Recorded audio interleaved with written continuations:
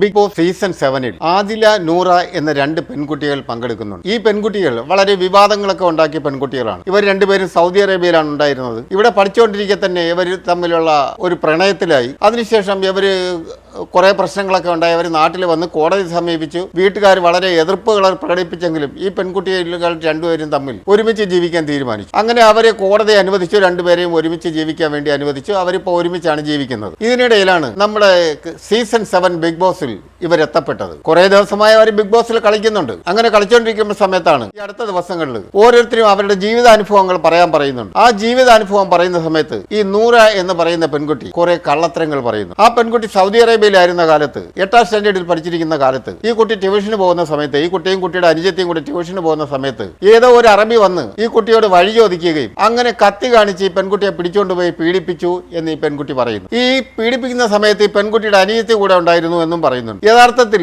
ഈ പെൺകുട്ടി പറയുന്നത് 100% അസത്യമാണ്. സൗദി അറേബ്യയിൽ ഇങ്ങനെ ഒരു സംഭവം നടക്കില്ല. കാരണം ഇവിടുന്ന് കൂടുതൽ പേരും 95% പേരും കുട്ടികളെ ട്യൂഷന് കൊണ്ടാക്കുന്നത് സ്വന്തം മാതാപിതാക്കളാണ്, അല്ലെങ്കിൽ സഹോദരങ്ങളോ ആരെങ്കിലും ഒക്കെയാണ്. ഒറ്റയ്ക്കൊന്നും അങ്ങനെ പെൺകുട്ടികളെ വിടാറില്ല. ഒരു പക്ഷേ ഇവർ ഇളയ കുട്ടി കൂടെ ഉള്ളത് കൊണ്ട് ഇവർ രണ്ടുപേരും ഒരുമിച്ച് പോയിട്ടുണ്ടാവും. അത് ചിലപ്പോൾ സത്യമാവാം. എങ്കിൽ തന്നെയും ആ സമയത്ത് ഒരു സൗദി വന്ന് അവരോട് കടയിൽ പോകുന്ന വഴി ചോദിക്കുകയും അതിനുശേഷം ഇവരെ ഒഴിഞ്ഞ ഒരു ബിൽഡിംഗിൽ 2ാമത്തെ നിലയിൽ കൊണ്ടുപോയി പീഡിപ്പിച്ചു എന്നൊക്കെയാണ് ഈ കുട്ടി പറയുന്നത്. ഈ കുട്ടി പറയുന്നത് 100% കള്ളത്തരമാണ്. ഇത് ഒരു പ്രേക്ഷകരും വിശ്വസിക്കരുത്. സൗദി അറേബ്യ പോലുള്ള ഒരു രാജ്യത്ത് ഇങ്ങനെ ഒരു സംഭവം നടക്കില്ല. അത് ഒരു പ്രാവശ്യമല്ല ഈ പറയുന്നത്. കുട്ടി പറയുന്നത് 2 പ്രാവശ്യം ചെയ്തു എന്നാണ്. ഒരുപക്ഷെ ആദ്യം അങ്ങനെ സംഭവിച്ചു എന്ന് തന്നെ ഇരിക്കട്ടെ. പിന്നെ 2ാമത്തെ പ്രാവശ്യം ഈ കുട്ടിയെ തട്ടിക്കൊണ്ടുപോകാൻ കഴിയുമോ? ഇങ്ങനെ ഭീഷണിപ്പെടുത്തി കൊണ്ടുപോകാൻ കഴിയുമോ? അത് തന്നെ കള്ളത്തരമല്ലേ? ഇങ്ങനെ ഒരു സംഭവം നടന്നെങ്കിൽ തന്നെ മൂത്ത കുട്ടിക്ക് ഇങ്ങനെ ഒരു അനുഭവം ഉണ്ടായപ്പോ ഇളയ കുട്ടി എന്തായാലും കൂടെ ഉണ്ടല്ലോ. ഈ കുട്ടി സ്വാഭാവികമായിട്ടും മാതാപിതാക്കളോടോ മറ്റാരോടെങ്കിലും ഒക്കെ പറയണ്ടേ? പറഞ്ഞിട്ടില്ല. 2ാമതും സൗദി അങ്ങനെ ചെയ്തു എന്നാണ് പറയുന്നത്. പ്രത്യേകിച്ച് സൗദി അറേബ്യയിൽ ഒരു പ്രത്യേകതയുണ്ട്. ഒരു കുട്ടികളെയും അവർ ഉപദ്രവിക്കാറില്ല. സൗദി അറേബ്യയുടെ കാര്യമാണ് ഞാൻ പറയുന്നത്. മറ്റു രാജ്യങ്ങളുടെ കാര്യങ്ങളൊന്നും എനിക്കറിയില്ല. ഞാൻ 44 വർഷമായിട്ട് ഇവിടെ ജീവിക്കുന്ന ഒരാളാണ്. എന്റെ കൊച്ചുമക്കളൊക്കെ ഇവിടെ പഠിച്ചവരാണ്. അവർക്കൊന്നും ജീവിതത്തിൽ ഇങ്ങനെ ഒരു അനുഭവം ഉണ്ടായിട്ടില്ല. ഇങ്ങനെ ഒരു സംഭവമില്ല. സൗദി അറേബ്യയെ സംബന്ധിച്ചിടത്തോളം ഏതെങ്കിലും ഒരു സ്ത്രീ ഒറ്റയ്ക്ക് ഒരു റോഡ് സൈഡിൽ നിന്ന് കഴിഞ്ഞാൽ ഏതിലെങ്കിലും ഒരു പോലീസ് വണ്ടി പോവുകയാണെങ്കിൽ അയാൾ ആ പോലീസ് വണ്ടി അവിടെ ഏതെങ്കിലും ഒരു സൈഡിൽ ഒതുക്കി നിർത്തിയിട്ട് അവരെ വീക്ഷിക്കും. അവരുടെ വീട്ടിൽ നിന്ന് അവരുടെ കാർ വന്ന് അവരതിൽ കയറി പോകുന്നത് വരെ ആ പോലീസ് വണ്ടി അവരെ വീക്ഷിക്കുക തന്നെ ചെയ്യും. ഒരു പെൺകുട്ടിയുടെ മുഖത്ത് സൂക്ഷിച്ച് നോക്കാൻ പോലും ധൈര്യം കാണിക്കാത്ത ഒരു രാജ്യമാണ് സൗദി അറേബ്യ. ആ രാജ്യത്ത് ഈ പെൺകുട്ടിയെ 2 പ്രാവശ്യം കൊണ്ടുപോയി ഇങ്ങനെ പീഡിപ്പിച്ചു എന്ന് പറയുക എന്ന് പറയുമ്പോൾ വളരെ അസത്യമാണ് ഈ കുട്ടി പറയുന്നത്. പിന്നെ ഈ കുട്ടികളുടെ 2 കുട്ടികളുടെയും ക്യാരക്ടർ അറിയാമല്ലോ. ഇവര് ഒരു പ്രത്യേക ക്യാരക്ടർ ഉള്ളവരാണ്. അപ്പൊ അതുകൊണ്ട് തന്നെ ഇവരെന്ത് കഥകളും മെനയാനുള്ള ഒരു മെന്റാലിറ്റി അവർക്കുണ്ട്. അതുമല്ല ഇപ്പോഴത്തെ ചില കുട്ടികൾക്കുള്ള ഒരു പ്രത്യേകത എന്ന് പറഞ്ഞാൽ ഇവരെന്ത് കള്ളത്തരങ്ങളും പറയും. ഏതെങ്കിലും കാമുകന്മാരോടൊക്കെ ഇവർക്ക് ബന്ധങ്ങൾ ഉണ്ടായി കഴിഞ്ഞു കഴിഞ്ഞാൽ വീട്ടുകാർ അച്ഛനും അമ്മയൊക്കെ എതിർക്കുക അടിക്കുക എന്തെങ്കിലുമൊക്കെ ചെയ്യണമെങ്കിൽ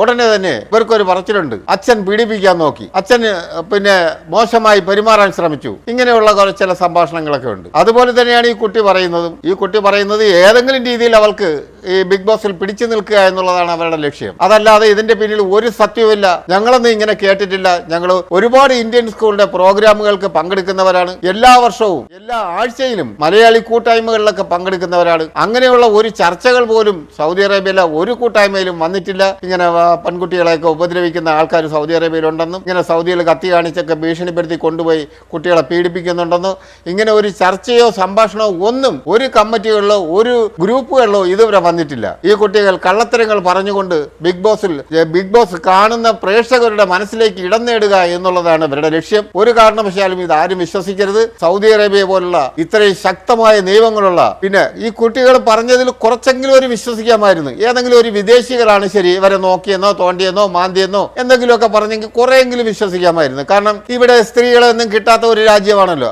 അപ്പൊ ഇങ്ങനെയൊക്കെ ഈ കുട്ടികളെ കണ്ടപ്പോൾ ഏതെങ്കിലും ഒരു ഇന്ത്യക്കാരനോ ബംഗാളിക്കോ പാകിസ്ഥാനിക്കോ ഒക്കെ എന്തെങ്കിലും ഒരു വികാരം ഉണ്ടാവേ തോണ്ടേ മാന്തേ എന്തെങ്കിലും ചെയ്തെന്നെങ്കിൽ പറഞ്ഞിരുന്നെങ്കിൽ അങ്ങനെയെങ്കിലും വിശ്വസിക്കാമായിരുന്നു. ഇത് അസത്യമായ ഒരു കാര്യമാണ്. പ്രത്യേകിച്ച് സ്ത്രീകളുടെ കാര്യത്തിൽ ഒരു വിട്ടുവീഴ്ചയും ഈ രാജ്യം ചെയ്യാറില്ല. പെൺകുട്ടികളെയോ സ്ത്രീകളെയോ ഉപദ്രവിച്ചു കഴിഞ്ഞാൽ ഏതെങ്കിലും ഒരു പെൺകുട്ടിയെ ബലാത്സംഗം ചെയ്തു കഴിഞ്ഞാൽ 100% അവന്റെ തലവെട്ടുന്ന രാജ്യമാണ്. ആ രാജ്യത്താണോ ഇങ്ങനെ ഒരു സംഭവം നടന്നിട്ട് ഈ കുട്ടി വീട്ടിൽ പോയെന്ന് പറയുന്നത്? അത് ഒരു പ്രാവശ്യമാണെങ്കിൽ പോട്ടെ, 2 പ്രാവശ്യം ഇങ്ങനെ സംഭവിച്ചിട്ട് കുട്ടി മിണ്ടാതിരുന്നു എന്ന്. എത്ര അസത്യമാണ്, എത്ര കള്ളത്തരമാണ് ഈ കുട്ടി പറയുന്നത്. ഒരു പ്രേക്ഷകർ ഇത് വിശ്വസിക്കരുത്.